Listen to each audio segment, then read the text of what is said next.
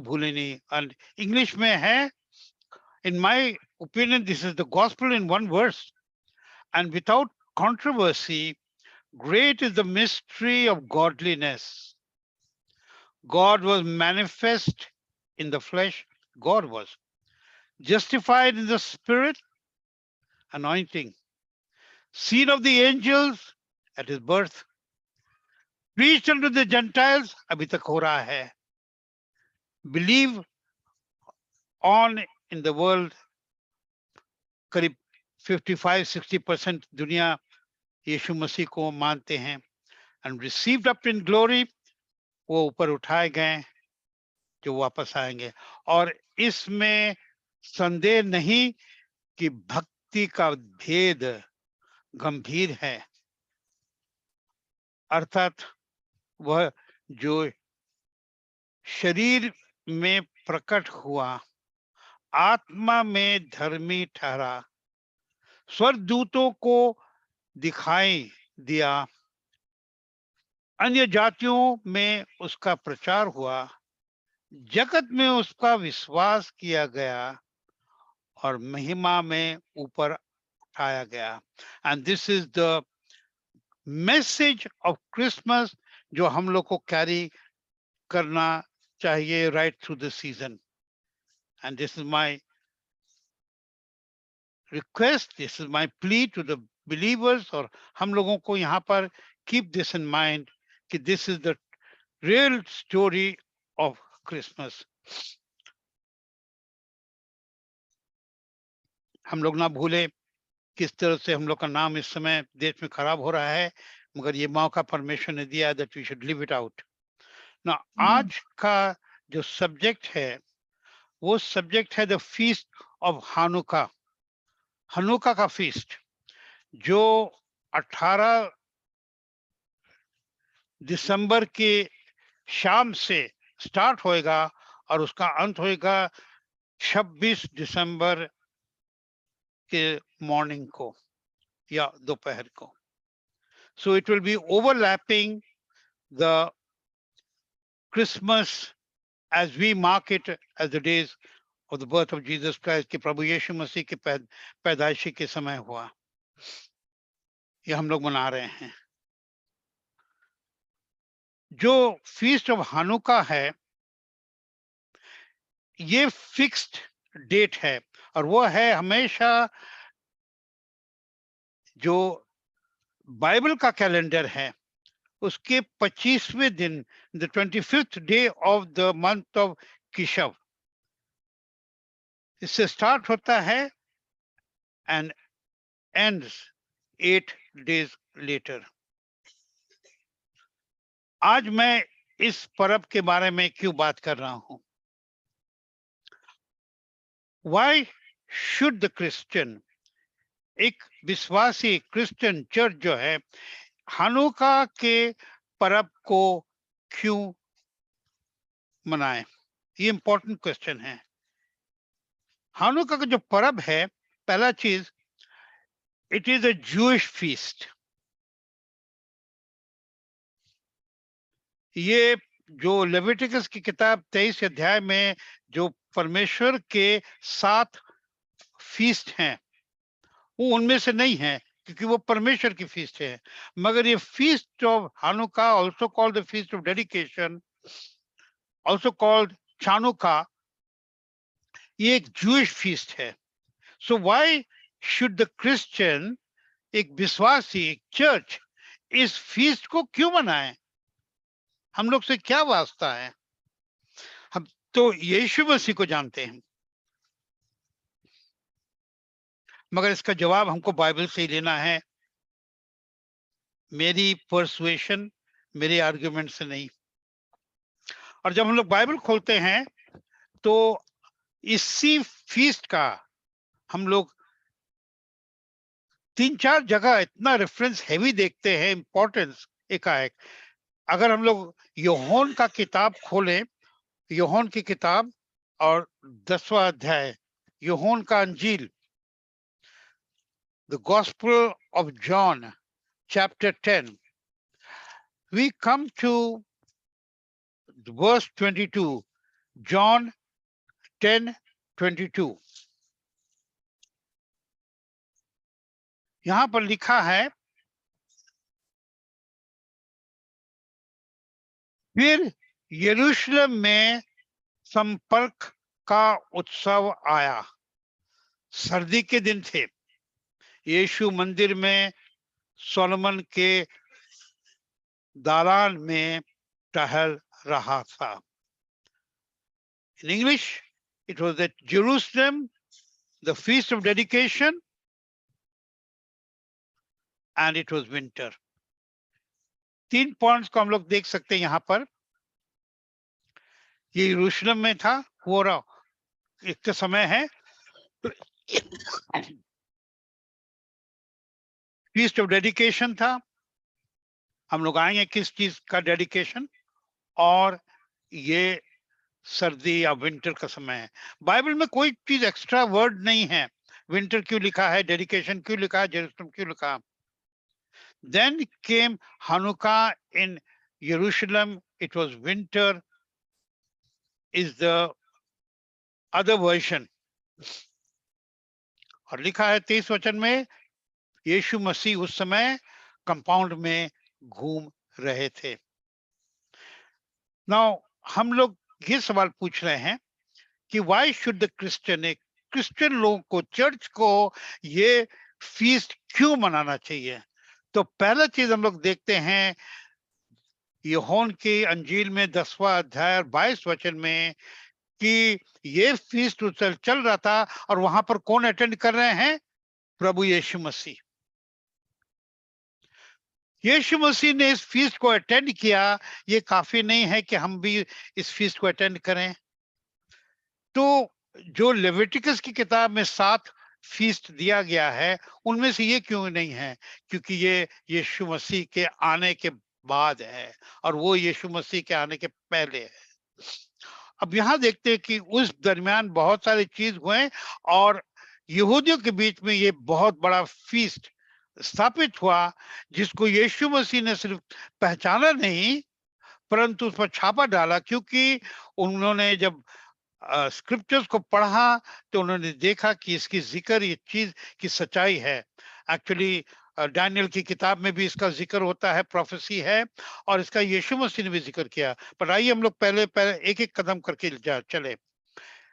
क्यों चर्च को इस फीस्ट को मनाना चाहिए, क्योंकि यीशु मसीह उस फीस्ट में गए उसको एंडोर्स करने के लिए। एंडोर्स का मतलब छापा लगाने के लिए, कि हाँ ये चीज, जिस तरह से यीशु मसीह ने जितने पर्व थे, ईस्टर हम लोग जिसको बोलते हैं, पास ओवर एंड पेंटिकॉस्ट, और ये जितने जो पर्व थे सब यीशु मसीह ने अटेंड किए।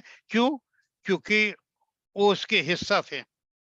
ये भी उसी के लेवल का एक फीस्ट है, और यीशु मसीह, बाइबल कहता है, he attended that feast of dedication, it was winter.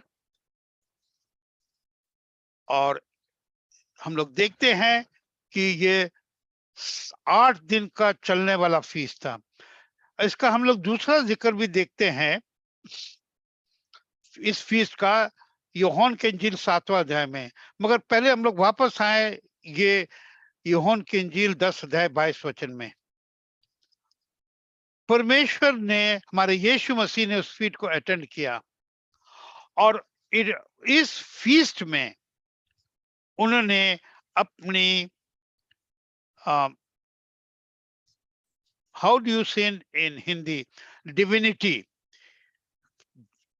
है, देव्यता, उन्होंने अपनी देव्यता का डिक्लेयर्ड, उन्होंने उसका ऐलान किया। आप लोग अगर खोलेंगे यूहन्ना के इंजील 10 अध्याय और 30 वचन में, वर्स 30, यहां पर पहली बार जब यहूदी लोग पूछने लगे क्यों, क्या हो, पहली बार परमेश्वर ने एक बात जिक्र किया, जो आज भी लोग कभी कभी पूछते हैं, खासकर हमारे इस्लामिक भाई, कि किसने बोला कि जीसस इज गॉड। बाइबल में लिखा है, यहाँ पर लिखा है। और 30 वचन में, यूहन्ना का अंजील 10 अध्याय और 30 वचन में कहता है, I and my father are one, मैं और मेरा पिता एक ही हूं, वही एक है। Amen. आमेन, हालेलुया। अगर किस समय उन्होंने इसका ऐलान किया, पहले नहीं बाद में, परंतु इस फीस्ट ऑफ डेडिकेशन में आके। क्यों इस फीस्ट में किया? क्योंकि हम लोग यही समझ सकते हैं, उन्होंने इस फीस्ट का इंपॉर्टेंस समझा। कोई दूसरे जगह नहीं बताया, साथ के साथ फीस्ट वो अटेंड करते थे, मगर इस फीस्ट में उन्होंने इसका ऐलान किया। अब ये जो फीस्ट ऑफ डेडिकेशन है, जब हम लोग देखते हैं कि लिखा है कि सर्दी का समय था, it was winter time, so we should understand it was a winter feast and it was 8-day feast. तो विंटर टाइम का जो फीस्ट है वो सिर्फ है फीस्ट ऑफ टैबरनेकल, सुकोट, झोपड़ियों का जो पर्व है। ये झोपड़ियों के पर्व से जो फीस्ट ऑफ डेडिकेशन है वो एक तरह से मिला हुआ है, और हम लोग इसको समझ सकते हैं अगर हम लोग यूहन्ना के अंजील 7वां अध्याय में जाएं, वहां पर इस फीस्ट का फिर से एक दूसरे झलक की तरह जिक्र हुआ है। और यूहन्ना का अंजील 7वां अध्याय दूसरे वचन में लिखा है, now the Jews feast of tabernacle was at hand. और हम लोग इस अध्याय में देखते हैं कि जब ये फीस्ट ऑफ टैबरनेकल आ गया था, आने वाला था 1 दिन 2 दिन पहले, इस पूरे अध्याय को पढ़ेंगे अगर 7वां अध्याय को, हम लोग देखते हैं इनके भाई लोगों ने इनको बोला कि हम लोग चल रहे हैं फीस्ट के लिए, तुम क्यों नहीं जा रहे हो, अपने को दिखाओ दुनिया को। यीशु ने बोला अपने समय से।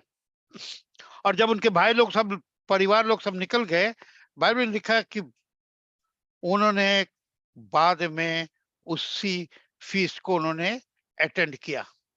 कौन सी फीस्ट को? Feast of टैबरनेकल्स।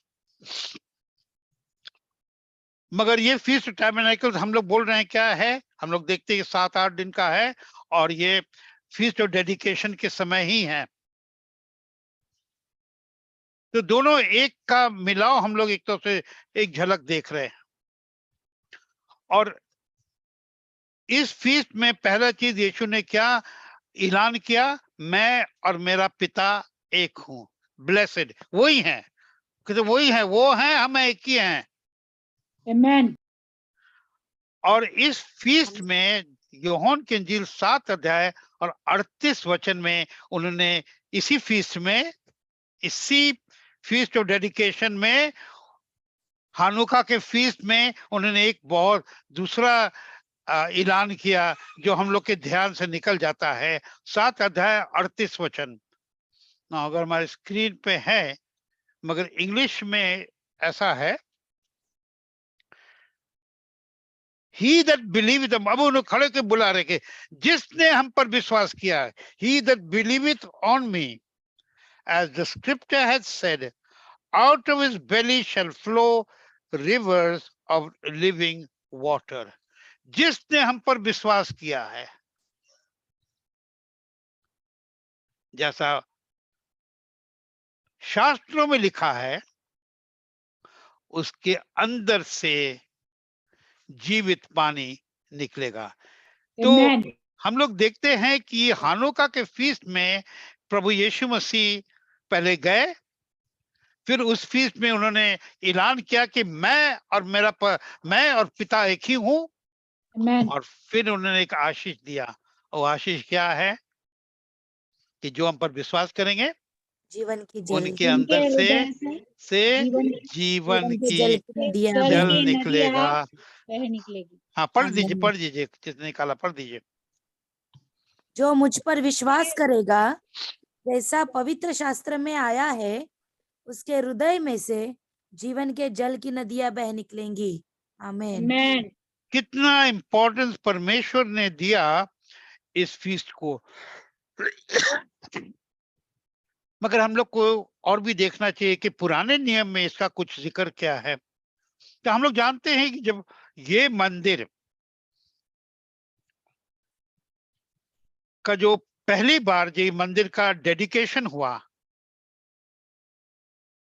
ये क्रॉनिकल्स की किताब, दूसरा इतिहास की किताब में 7वां अध्याय अगर खोले, दूसरा क्रॉनिकल, दूसरा इतिहास अगर ना खोलेगा तो it's all right, I will read it out to you. 7 अध्याय के 8 वचन में लिखा है, ऑल्सो, अभी सोलोमन क्या कर रहा है, जो मंदिर बांधा गया है, अब उसका डेडिकेशन, उसके बाद की बात, उसी समय की बात, एक ही सांस की बात है। 8 वचन में लिखा है, also the same time Solomon kept the feast 7 days। कौन सा फीस्ट? डेडिकेशन का फीस्ट। किस चीज का डेडिकेशन? मंदिर की डेडिकेशन। अब उसने जो डेडिकेशन फीस्ट रखा, कितने दिन रखा? 7 दिन। क्यों 7 दिन रखा? 7 दिन और 8 दिन जो है फीस्ट ऑफ टैबरनेकल्स का पीरियड है। तो उसने भी जो पहला मंदिर का पहला डेडिकेशन हुआ, वो भी डेडिकेशन फीस्ट जो है टैबरनेकल्स के समय, सुकोत के समय हुआ। ये हम लोग देख रहे हैं जो रिश्ता है tabernacles, feast of tabernacles and dedication साथ में चल रहा है। I hope I am not going too fast. हम लोगों को अगर नहीं समझ में आ रहा तो उसमें बोल दीजिए। हम जो बोल रहे हैं आप लोगों को समझ में आ रहा है कि थोड़ा हम बहुत फास्ट जा रहे हैं? नहीं अंकल, समझ में आ रहा है पास्टर। समझ में आ रहा है? ओके। तो अगर हम लोग इस समय देखें तो उस समर्पण क्या बोलते हैं, डेडिकेशन, आपको समर्पण समर्पण के समय, उस मंदिर के पहले समर्पण के समय, हम लोग अगर 5वें अध्याय में जाएंगे और 13 वचन पढ़िए मत, हम लोग को टाइम नहीं मिलेगा, मगर उसमें लिखा है कि जब सब चीज पूरा हुआ तो 120 शोफर बजाने वालों ने शोफर बजाया, परमेश्वर की स्तुति और आराधना की, और पूरी मंदिर क्या हो गई? परमेश्वर की महिमा से भर गया। आमेन, हालेलुया। अब ये जो है सब बैकग्राउंड है फीस्ट ऑफ डेडिकेशन, माने खानों का जो फीस्ट ऑफ डेडिकेशन है, एंड सुकोत, फीस्ट ऑफ टैबरनेकल्स का रिश्ता हम लोग खाली काम कर रहे हैं। तो अगर हम लोग वापस आए तो ये है फीस्ट ऑफ डेडिकेशन, जिसको परमेश्वर यीशु मसीह ने अटेंड किया, और वो 8 दिन का था। हम लोग समझ सकते हैं यूहन्ना का इंजील 7वां अध्याय 10वां अध्याय, उस हनुका के फीस्ट में 3 चीज बहुत स्पष्ट हुआ। पहला चीज, उन्होंने अपनी क्या बोलते हैं, व्हाट इज डिविनिटी, है देवता का ऐलान किया कि मैं और खुदावन एक ही मैं ही हूं। दूसरा क्या ऐलान किया? जो हम पर विश्वास करेंगे, उसके अंदर हृदय से में से जीवन की जल की नदियां बहेगी। बह निकलेगी। हाँ, तो किस समय वो ऐलान कर रहे हैं? Feast of dedication. तो ये हम लोग का ओरिजिनल सवाल क्या था, क्रिश्चियन लोग को क्यों मनाना चाहिए? अगर इस चीज को नहीं मनाएंगे तो क्या मनाएंगे? ये तो रिकॉर्ड है। और ये जो हानुका जो फीस्ट है, जो बाद में आया, इसमें 3 बातें सामने आती हैं कि ये हानुका का फीस्ट किस चीज के लिए था। पहला चीज के था कि उस मंदिर का रीडेडिकेशन, री का मतलब है फिर से अर्पण कर है, समर्पण करना, रीडेडिकेशन, उसका सफाई, cleansing of the temple, on cleansing the alter, temple के ऑल्टर को क्लेंस करना। 3 चीज के लिए ये हानुका बना। अब ये हानुका का फीस्ट जो है, अगर यीशु मसीह मना रहे थे तो एक चीज क्लियर है कि उनके आने के पहले ये ऑलरेडी फीस्ट स्थापित हो गया था इजराइल में और चल रहा था, और उसको पर यीशु मसीह ने पहचाना और उसकी इंपॉर्टेंस पहचानी। और 7 दूसरे जो फीस्ट हैं लेविटिकस में, जहां पर परमेश्वर ने बोला ये हमारे फीस्ट हैं, उसके अलावा ये 8वां फीस्ट इंपॉर्टेंट, और इस फीस्ट में उन्होंने ये बातें ऐलान की। तो why should the Christian celebrate Hanukkah? अगर ये सवाल, इन सवाल का जो मैंने जवाब दिया आपके क्लियर नहीं है तो बाद में हमसे फिर से पूछ सकते हैं, मगर हम लोग के दिल में एक तसल्ली होनी चाहिए, कॉन्फिडेंस होना चाहिए कि ये इम्पोर्टेंट फीस्ट है, very very very important feast है, और क्रिश्चियन लोग को मनाना चाहिए। क्या क्रिश्चियन लोग मनाते हैं? आज के दिन अगर देखने जाएं तो दुनिया में almost all Pentecostal churches, all evangelical churches आस्ते आस्ते हर साल बढ़ते जा रहे हैं और इस फीस्ट को मना रहे हैं, क्योंकि इनकी आंखें खुल रही हैं कि इन अंतिम दिनों में क्या क्या बातें परमेश्वर प्रकट कर रहे हैं। मगर आइए हम लोग जरा एक चीज और देखें कि ये जो हानुका का जो फीस्ट है उसका बैकग्राउंड क्या है। ये जब चर्चेज, ये सब इंपॉर्टेंट चर्चेज हैं जो सेलिब्रेट करते हैं हानुका का feast. Gateway church USA, gateway church जो है यूनाइटेड स्टेट्स अमेरिका में one of the biggest Pentecostal churches हैं।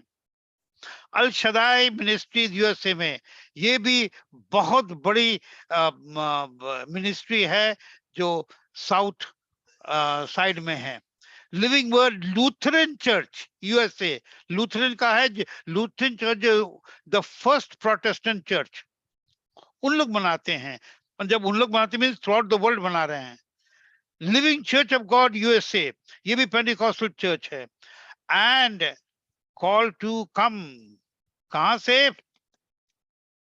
सीएनआई, जो हम लोग सीएनआई बोलते हैं, एंग्लिकन चर्च इंग्लैंड में, ये भी इसको मनाते हैं। इसके अलावा हमने सुना है लेटली कैथलिक चर्च इसको फिर से देख रही है, क्योंकि उनके कैथलिक बाइबल में इसका हिस्टोरिकल रिकॉर्ड है जो प्रोटेस्टेंट बाइबल में नहीं है। हम लोग बाद में आएंगे, मगर अभी आइए हम लोग देखें कि हानुका का फीस्ट प्रभु यीशु मसीह के आने के पहले कैसे जाके ये स्थापित हुआ। ये हानुका फीस्ट का कुछ फोटोज है एम्स्टरडैम, जहां जैक यू आर देयर, ये आपका है। बर्लिन इन जर्मनी, ये सब अलग अलग जगह में लोग किस तरह से मना रहे हैं। हमारे देश में खाली हम लोग सवाल ही पूछते जा रहे हैं। We have got only questions to ask and we have only criticism to make. Unfortunately हम तो पूना में ही देखते हैं। आइए हानुका जो पर्व हुआ उसका बैकग्राउंड, उसकी इतिहास, ये आया कैसे, कहां से।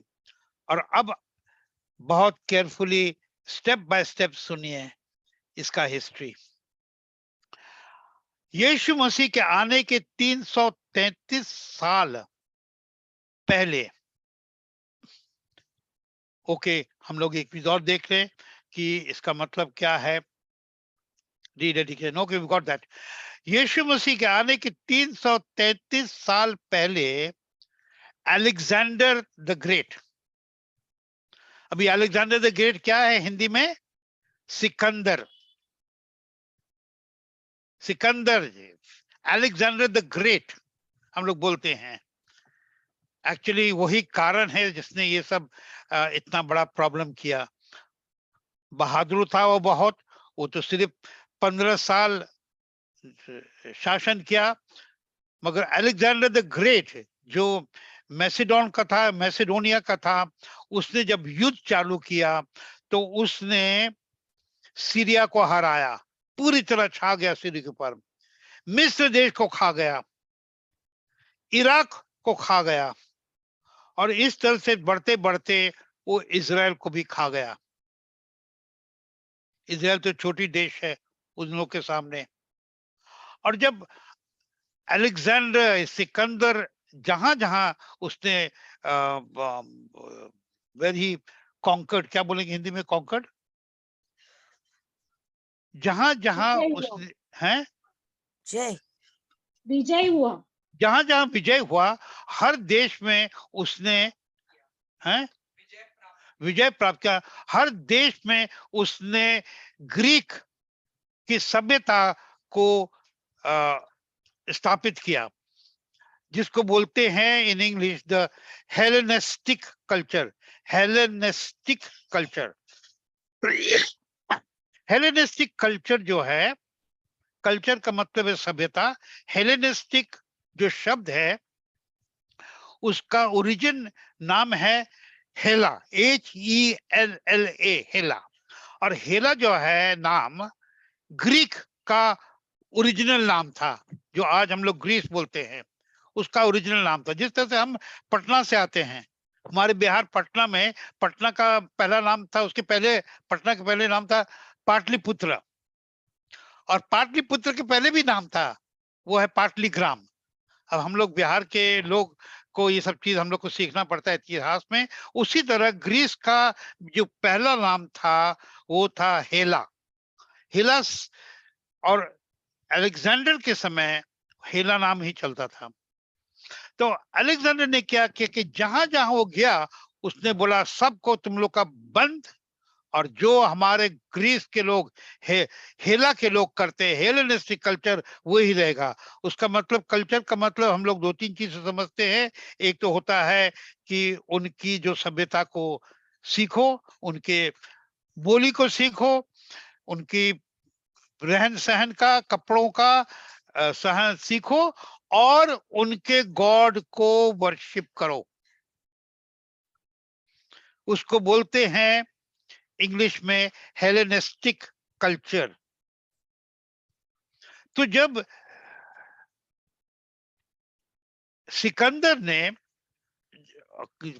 अलग अलग जाके जब इजराइल को भी खत्म करने के पहले सीरिया को लिया, इजिप्ट को लिया, इराक को लिया, तो उसने एक निर्णय लिया कि इजराइल की जो शासन होगी, इजराइल के हिस्सा का शासन, वो सीरिया से होएगा। इसलिए बाइबल में हम लोग सीरिया का बार बार जिक्र देखते हैं। सीरिया से उसका शासन होएगा।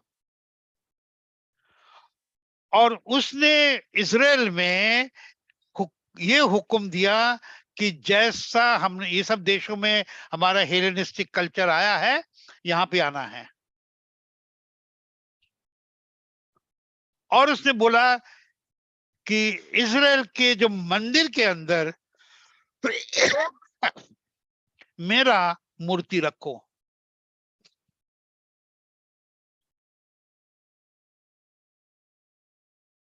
किसका मूर्ति? अलेक्जेंडर द ग्रेट, सिकंदर का। सिकंदर का रखो। इजराइल के जो मुख्य याजक लोग थे, और जो याजक, उन्होंने बोला कि ये नहीं हो सकता। एक्चुअल मालूम है यहूदी लोगों का एक एक वो होता है, एक कहावत है, इंग्लिश में है, उनकी आदत है, I will break but I will not bend. हम टूट जाएंगे मगर दबेंगे नहीं। रुकेंगे हमें नहीं। और काफी जगह वो दुनिया में ऐसे ही करते हैं अभी भी, बहुत अच्छी चीज है। तो उस समय भी उन लोग बोले कि हम लोग दबेंगे नहीं, ऐसा नहीं हो सकता है। अभी ऐसा लगता है कि जो सिकंदर था, थोड़ा इजराइल के प्रति थोड़ा उसका सॉफ्ट कॉर्नर था। उसने भी अपना पढ़ा होगा कैसे कैसे क्या हुआ, पुराने नियम को पढ़ा ही होगा, तोरा को पढ़ा होगा, कुछ तो नॉलेज होगा, बहुत नॉलेजेबल आदमी था। तो उसने बोला ठीक है, फिर क्या कर सकते हो, क्योंकि ये तो करना है, हम तो हर देश में हमने ऐसे ही किया है। तो वहां के प्रीस्ट और लोगों ने बोला चलो हम लोग एक चीज करेंगे, कॉम्प्रोमाइज। मंदिर के अंदर कुछ नहीं करो, मगर इजराइल में जितने पहले लड़का पैदा होएगा, फर्स्ट बॉर्न बॉय का नाम हम लोग अलेक्जेंडर, सिकंदर रख देंगे। ओ सिकंदर बहुत खुश हो, बोला ओके चलेगा चलेगा, यही करो, ओके। और उसने इस बात को ज्यादा दबाया नहीं कि हेलेनिस्टिक कल्चर को हम वहां रखे। उसने उस बात को ज्यादा फॉलो वो प्रेस नहीं किया। मगर लगता है कि लगभग 100 साल, 125 साल बाद, क्योंकि तब तक सिकंदर तो मर गया था और उसके फॉलो तब तक 125 साल लगभग बाद जो राजा सीरिया से इजराइल के ऊपर राज्य कर रहा था, उसका नाम था Antiochus, Antiochus the fourth. Antiochus नाम रख लीजिए बस, एंटीओकस। वो बहुत सख्त, बहुत ही सख्त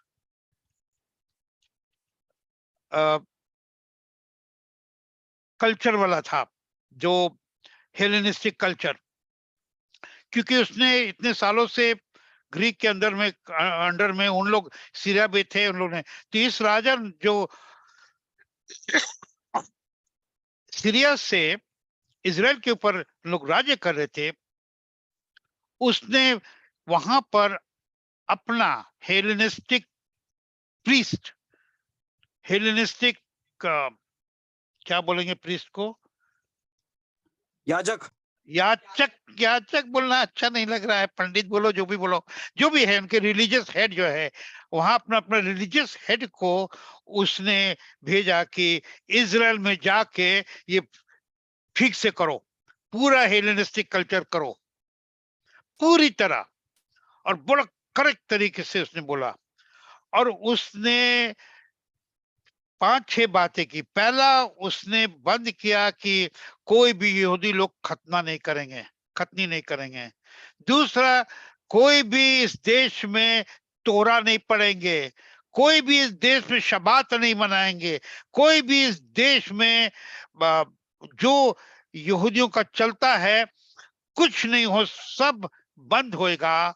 और सिर्फ जो गॉड्स जो थे, ग्रीक के गॉड, जो हेलेनिस्टिक कल्चर का जो गॉड थे, सिर्फ उनके गॉड का उनके ही मूर्तियों का पूजा होएगा।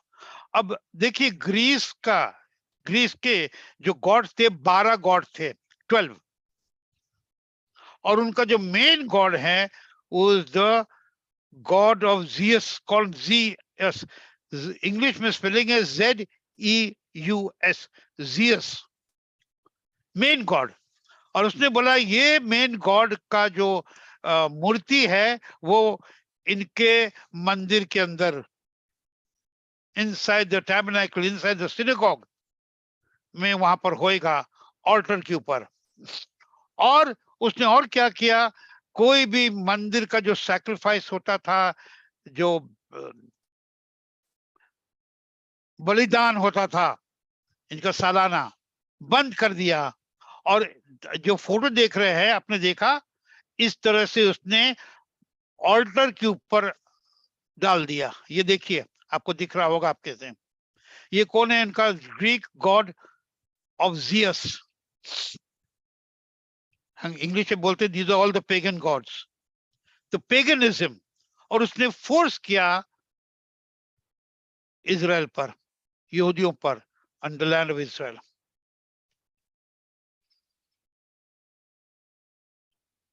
इतनी सकत के बाद, क्योंकि सीरिया एक हो गए थे ग्रीक के साथ, और जो भी देश साथ में है एक हो गए थे, अकेले इजराइल कुछ नहीं कर पा रहा था, उन लोग चुपचाप से सब चीज सह रहे थे। परंतु उसके बीच में परमेश्वर ने किसी को खड़ा किया, और एक परिवार का नाम था मैकाबीज, मैकाबीज। अब कैथोलिक बाइबल में इनका मैकाबीज का 2 चैप्टर्स हैं जो पूरी इसकी इतिहास को रिकॉर्ड किया है, और यहूदी तलमुद में भी इसका रिकॉर्ड है। हमारे इंग्लिश, हम लोग जो प्रोटेस्टेंट बाइबल में नहीं है, क्योंकि जिस समय बाइबल को इकट्ठा किया गया, मैकाबीज की किताब को हिस्ट्री समझ के रिकॉर्ड मेंटेन नहीं हुआ है। कैथोलिक बाइबल में मैकाबीज के 2 किताब हैं, और ये पूरे डिटेल उसमें है, तलमुद में भी है। अब उस समय जब इतनी कड़ाहट, इतनी कड़वापन, इतना हर तरह से गलत, जो opposite of the word of God जो इजराइल के पास था, जब फोर्स किया गया, एक परिवार था मैकबीज का, जिसके जो फादर थे, जो फादर है उनका नाम था मथायस। मथायस मैकबीज, वो chief Cohen, he was a Cohen means chief priest थे, और उनके 5 बेटे थे। उसका तीसरा बेटे का नाम था जूडस, जूडस मैकबीज। तो इन लोगों ने अल्टीमेटली किया, क्योंकि वो प्रीस्ट थे, वो अच्छी तरह बाइबल जानते थे, जो पुराने नियम उन्होंने पढ़ा होगा, किस तरह से असंभव पोजीशन को परमेश्वर ने इजराइल के लिए संभव किया। बार बार देख रहे हैं, पूरी जो पुराने नियम को देखते हैं, बार बार परमेश्वर बोलते हैं, ये तेरा युद्ध नहीं, मेरा युद्ध है, मैं तेरे साथ हूं, लाल समुद्र को मैं तुमको लेके जाऊंगा, वो खाना नहीं है, ऊपर से खाना दूंगा। 40 साल तुम्हारे पास कपड़े नहीं थे, जूते नहीं थे, मगर बाइबल दिखाता है, वो बताता है कि वो 40 साल परमेश्वर ने इनको प्रोवाइड किया। उनके पैर जब बढ़ते रहे तो उनकी जूतियां भी उसके साथ बढ़ती रही। हर तरह के परमेश्वर की आशीष थी। मैकबीज ने उसको याद किया होगा, और लोग बोले कि नहीं, हम लोग खड़े हो जाएंगे, हम लोग फाइट करेंगे। और एक परिवार ने लोगों को इकट्ठा करना शुरू किया, बोले हम लोग रिवोल्ट करेंगे, रिबेलियन करेंगे, क्या बोलते हैं हिंदी में, आंदोलन, आंदोलन करेंगे। और उन्होंने जब इस आंदोलन का शुरू किया, उसके जिस दिन उन्होंने शुरू किया, वो उनके कैलेंडर में किशव का 25वां दिन, किशव जो है बिब्लिकल कैलेंडर का, तो 25th ऑफ किशव, और उसके ठीक 3 साल बाद, 3 इयर्स के बाद, जिस दिन स्टार्ट हुआ उसी दिन ही अंत हुआ, 25 ऑफ किशव। 3 साल चला है, मगर 3 साल में ये छोटे से इजराइल ने क्या किया, इन लोग को हरा दिया। शायद उस समय मथायस मैकबीज और उनके परिवार ने याद किया होगा कि छोटे से दाऊद राजा ने, दाऊद उसमें राजा नहीं था, क्या था, एक भेड़ चराने वाला है, चरवाहा था। चरवाहा था। उसने किस तरह से गुलायत को खत्म किया, उन्होंने याद किया होगा कि हम लोग असंभव को संभव करने वाले परमेश्वर की स्तुति करते हैं, आराधना करते हैं, उनको पुकारते हैं, उनको मानते हैं, वो हमारे साथ है। और वही हुआ। इस पिक्यूलियर विश्वास को परमेश्वर ने आशीष दिया, और सीरिया की जो आर्मी थी, और जो भी आर्मी था, सबको उन्होंने निकाल दिया एग्जैक्टली 3 साल के बाद, और वो हुआ 25वां दिन केशव का। और जो हानुका का जो फीस्ट है, इसलिए हमेशा हर साल 25th ऑफ केशव को मन स्टार्ट होता है। इस साल अनफॉर्चुनेटली कवर हो गया अपना 25 दिसंबर, जो ट्रेडिशनल क्रिश्चियंस हम लोग याद करते हैं, but that is just by tradition. तो अब हम लोग 3-4 बातें इससे पढ़ के बंद करेंगे। पहला चीज हम लोग याद करें, कहाँ स्टार्ट हुआ, क्रिश्चियंस को क्यों मनाना चाहिए। हम लोगों ने देखा यीशु मसीह वहां अटेंड किए, यीशु मसीह ने इसी फीस्ट पे इतनी इम्पोर्टेंट घोषणा की, क्योंकि यीशु मसीह जानते थे ये कितना इम्पोर्टेंट है। उन्होंने भी याद किया होगा कि दानियल की किताब में इसके बारे में जिक्र है। अगर आप लोग जिसको पढ़ना चाहते हैं, आप लोग पढ़ सकते हैं। दानियल की किताब 8वां अध्याय में, और 8 से लेकर 10 वचन बाद में पढ़ लीजिएगा। दानियल की किताब 8वां अध्याय 8 से लेकर 10 वचन, जहां पर प्रोफेसी है कि ये जो हुआ सीरिया में, उसका it's about the horns. And आप लोग पढ़ लें। मगर जो इजराइल में उस समय हुआ, जब अलेक्जेंडर आया, उसके लगभग 550 साल पहले की ये प्रोफेसी ऑलरेडी है कि हुआ। यीशु मसीह उस बात को जानते होंगे, तब उन्होंने समझा इंपॉर्टेंस इस फीस को, और उन्हें अटेंड किया। और हम लोग देखते हैं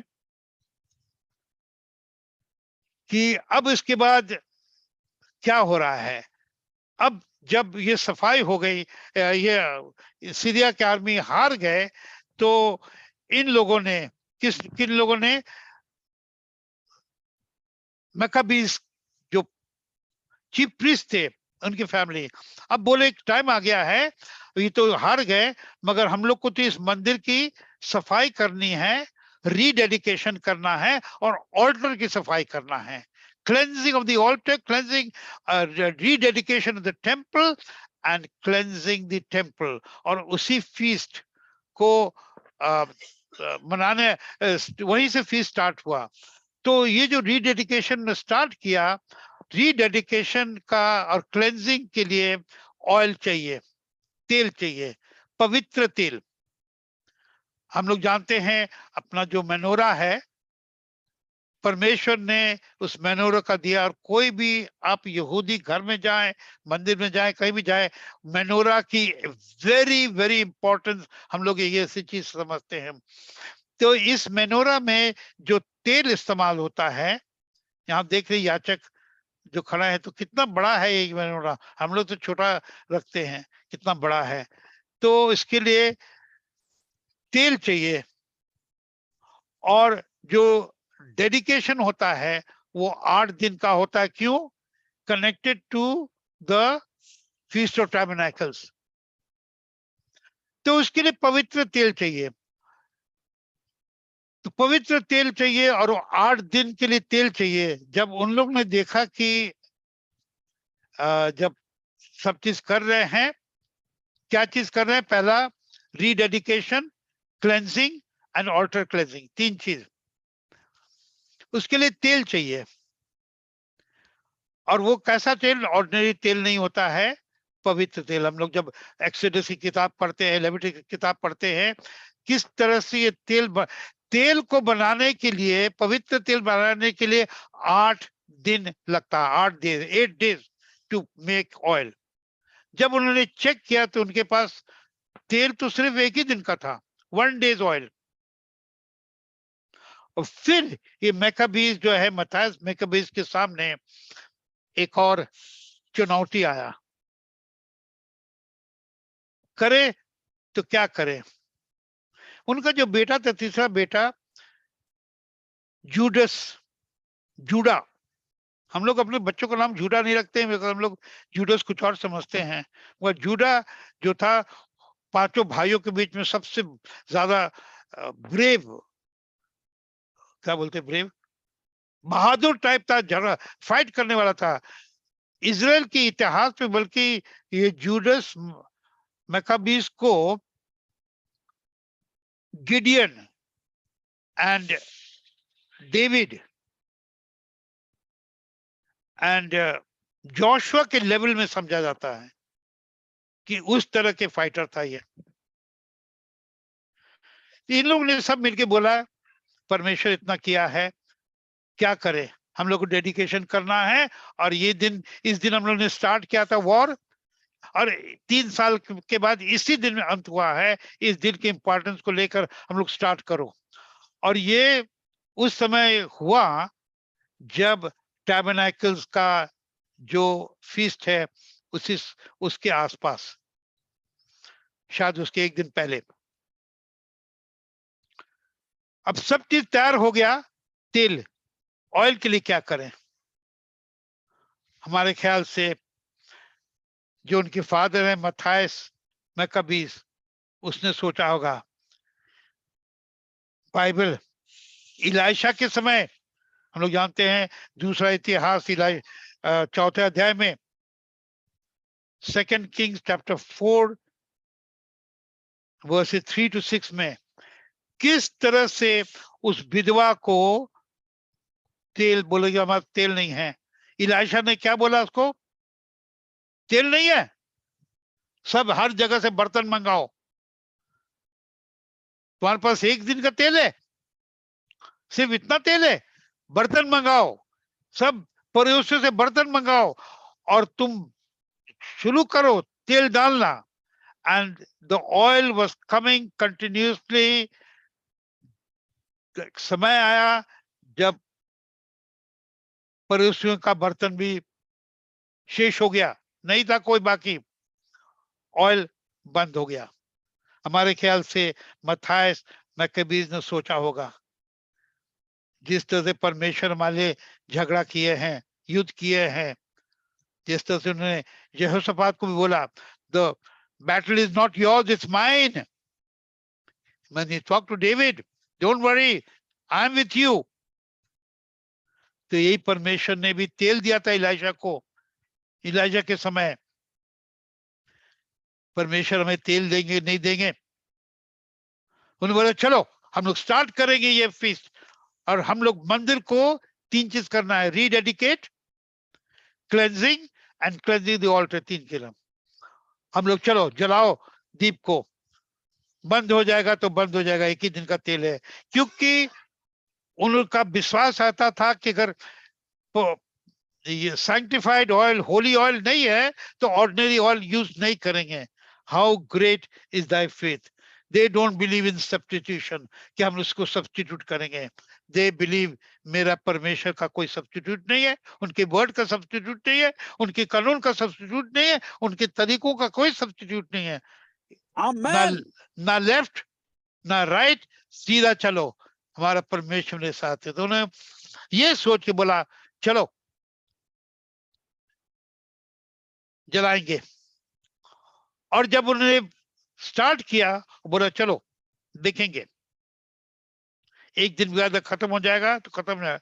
क्योंकि उन्होंने साथ साथ जो पवित्र तेल बनाना था उन्होंने चालू किया, मगर उसके लिए 8 दिन लगता है। 8 दिन।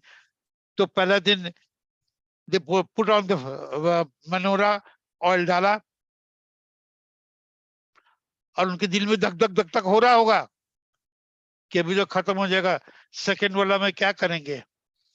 मगर जब फर्स्ट डे कंप्लीट हुआ तो सेकंड डे वो देखते कि ऑयल बचा, अभी है ऑयल, एक दिन और के लिए लगता है ऑयल है, चलो उसको भी डालो।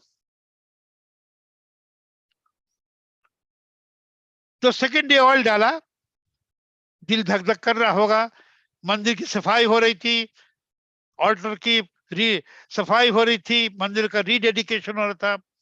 दूसरा दिन खत्म हुआ, अब कल के लिए क्या करेंगे। बस जब उधर देखा तो उधर अभी ऑयल बाकी है, तो बोला तीसरा दिन, एक दिन का ऑयल, सेकंड डे चला, थर्ड डे चला, थर्ड डे के बाद बोले अभी चौथा क्या होगा। मगर चौथे दिन में देखते हैं ऑयल खत्म नहीं हुआ, अभी भी बाकी है। एक दिन का तेल था, अभी चौथा दिन आ गया, और उसी तरह 5वां दिन आया, उसी तरह 6वां दिन आया, उसी तरह 7वां दिन आया, उसी तरह 8वां दिन आया। और पूरा जब 8वां दिन कंप्लीट हुआ तब तक दूसरा पवित्र तेल बन गया था। And they were able to do the rededication, the cleansing of the temple and the cleansing of the altar. Amen. और उस समय ये फीस्ट स्थापित हो गया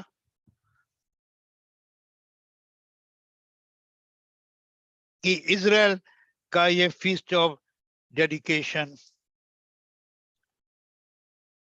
along with the feast of Succoth से संबंधित हो गया।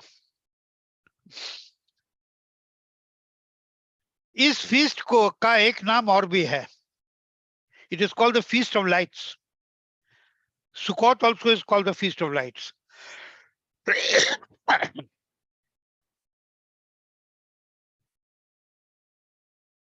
अगर हम लोग ठीक से देखें, आत्मा से प्रार्थना करके पूछे, फीस्ट ऑफ लाइट क्यों? बिकॉज़ गॉड ने उनको लाइट दिया, उन्होंने उनको लाइट ऑफ होने नहीं दिया, उनके विश्वास को देखा और उनके दिल में भरा, मैं असंभव को संभव करने वाला परमेश्वर हूं। तुमने हम पर विश्वास किया है, हम पर विश्वास किया बेटे, बेटिया, मेरे बच्चे, ये मेरी आशीष है। मैं, I am the living God, I am the God of Ibrahim, Ishaq और याकूब के परमेश्वर मैं हूं। Amen. और ये फीस्ट स्थापित हुआ। इसलिए जब प्रभु यीशु मसीह ने उस फीस्ट को अटेंड किया, उनको अच्छी तरह मालूम था, उस फीस्ट से मुंह घुमा ही नहीं सकते थे, क्योंकि उन्होंने इसकी गहराई समझ के कहा, इसी फीस्ट में मैं वही घोषित कर रहा हूं कि मैं और खुदावन मैं वही हूं। और इस फीस्ट की इंपॉर्टेंस समझ के उन्होंने कहा कि जो हम पर विश्वास करेंगे, जो हम पर विश्वास करेंगे, उनके अंदर से क्या आएगा? जीवित जीवित जल की नदियां। जल की नदी बहेंगी।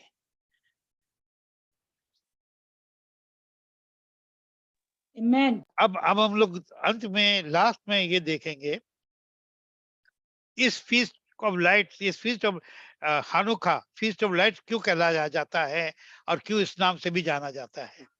अगर हम लोग उत्पत्ति की किताब खोलिए मत, समय नहीं है, उत्पत्ति की किताब देखें, वहां पर हम लोग देखते हैं यीशु मसीह, परमेश्वर परमेश्वर ने इलोएम ने, वहां पर इलोएम नाम नहीं यूज हुआ, इलोएम ने घोषित अपने को, अपनी खुद की जो क्या बोलते हैं, इंट्रोडक्शन, हिंदी में इंट्रोडक्शन क्या है? परिचय। परमेश्वर ने, इलोएम ने अपना परिचय सृष्टि के साथ कैसा किया? उत्पत्ति की किताब पहला अध्याय 3rd वर्स, उन्होंने बोला लेट देयर बी लाइट, उजाला हो।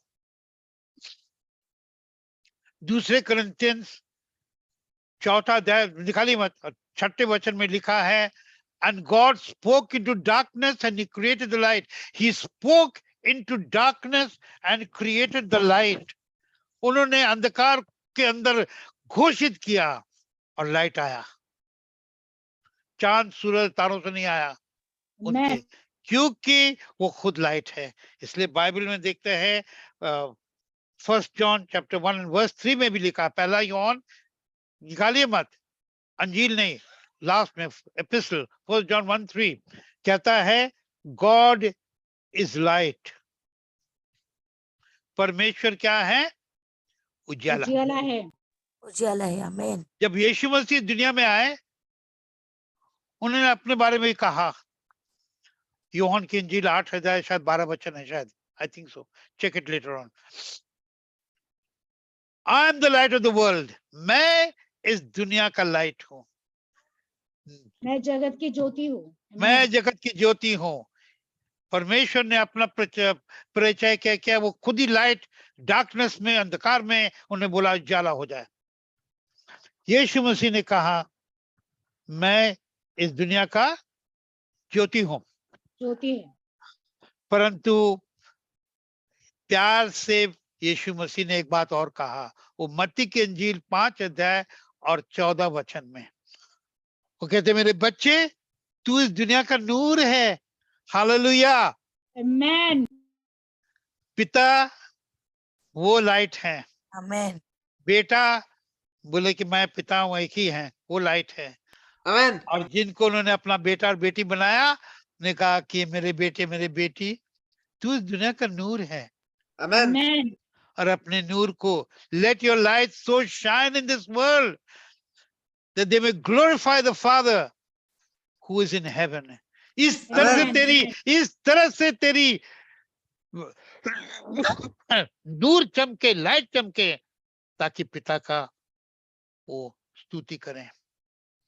हम लोग क्रिसमस के समय ना भूलें, जो पहला वर्ष हमने पढ़ा, हम लोग ने पढ़ा 1 Timothy 3:16,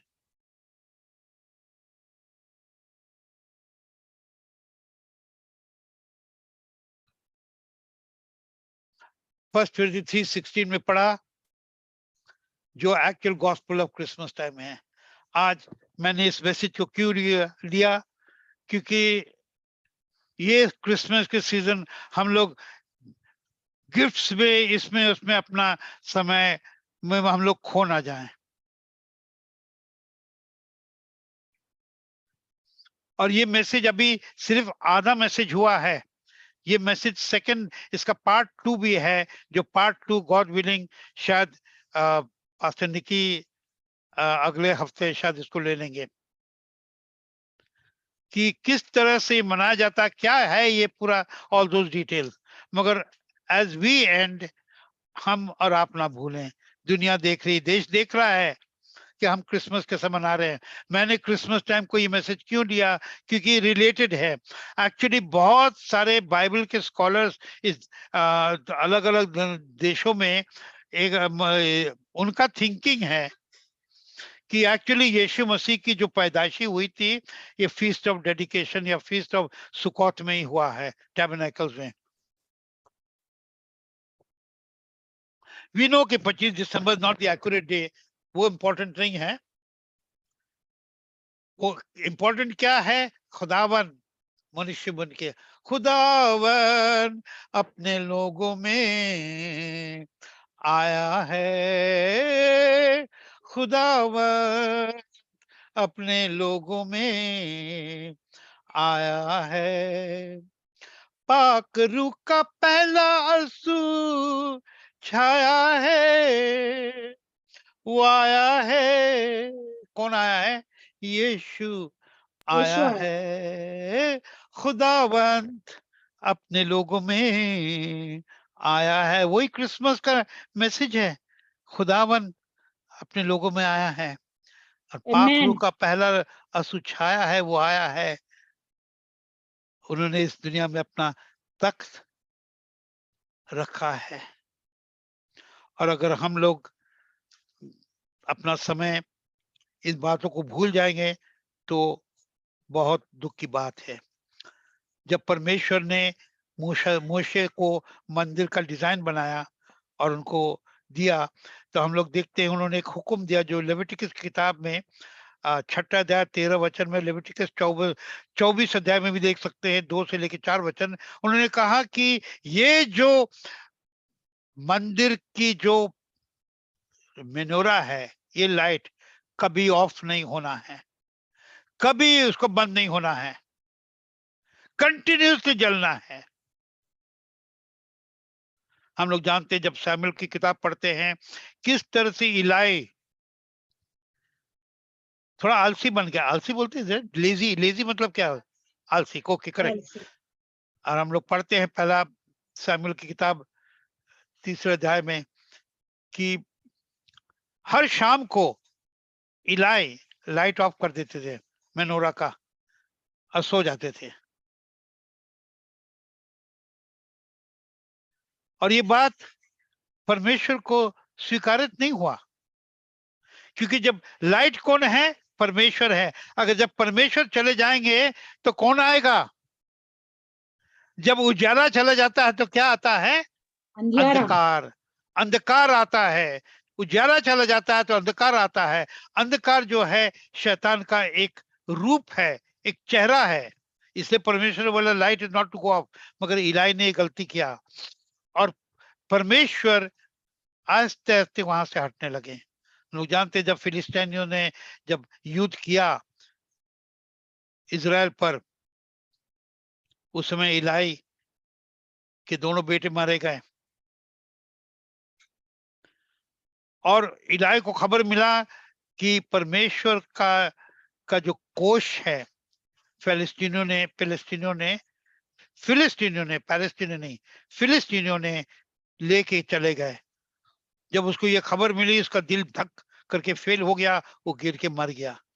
उसके 2 बेटे मरे, उसके लिए उसका वो नहीं मारा, मगर जब उसने सुना कि परमेश्वर की उपस्थिति यहां से चली गई है, वो मर गया।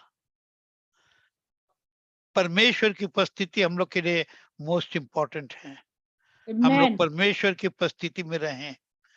इसलिए ये जो फीस्ट ऑफ हानुका है, फीस्ट ऑफ लाइट, क्यों इंपॉर्टेंस होता है, इन सब बातों को लेकर लेविटिकस की किताब 24 अध्याय 1 और 2 वचन में लिखा है कि जब तुम ये तेल बनाओगे, ये पवित्र तेल बनेगा।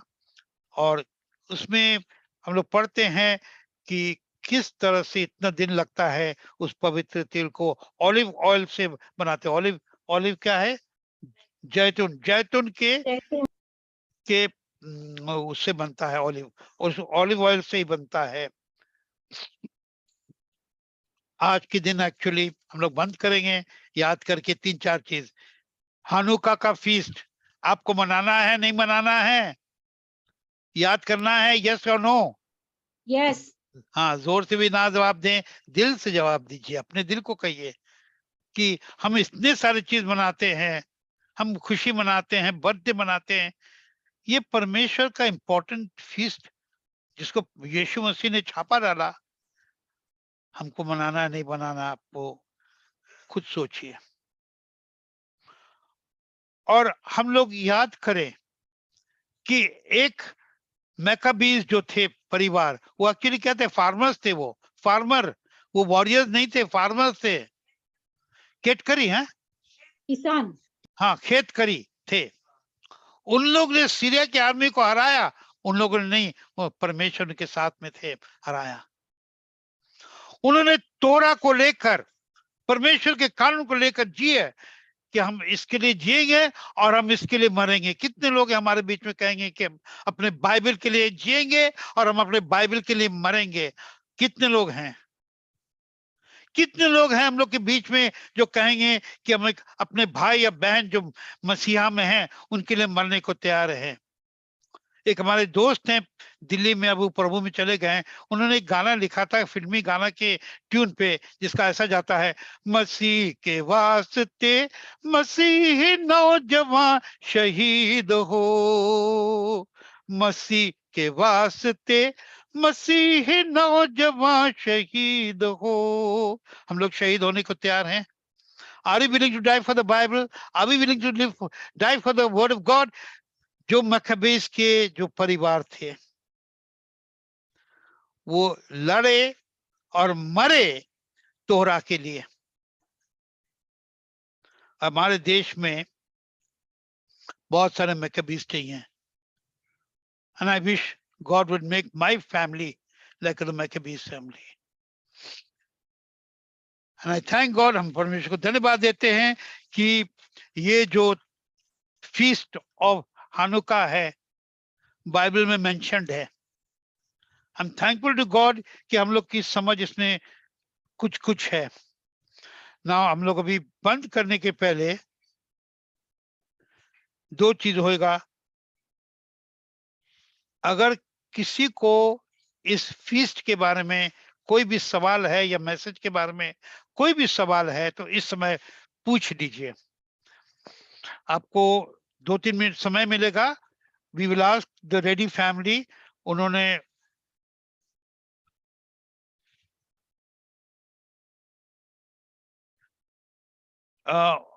रेडी परिवार, आपका गाना तैयार है क्या?